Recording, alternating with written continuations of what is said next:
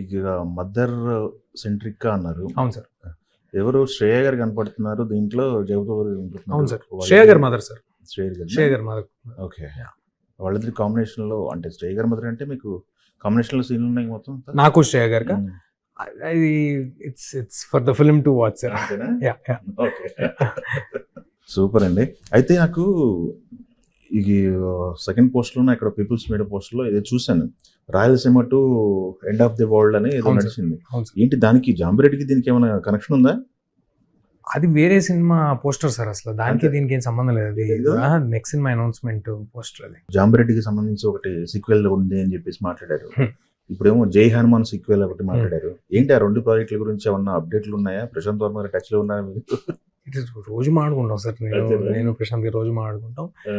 Touch wood అన్ని చేసిన సినిమాలు బాగా ఫేర్ చేయటం ఒకటి, రెండు వాటికి ఫ్రాంచైజ్ పొటెన్షియల్ ఉండటం ఒకటి చాలా రేర్ గా కుదురుద్ది. మిరాయికి కూడా ఫ్రాంచైజ్ పొటెన్షియల్ ఉన్న సినిమా.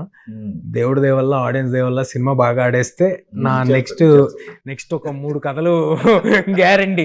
అన్ని పార్ట్ 2 చేసుకుంటా, ఒక 4 ఏళ్ళు మళ్ళీ పార్ట్ 2 చేసుకుంటా ఉంటా.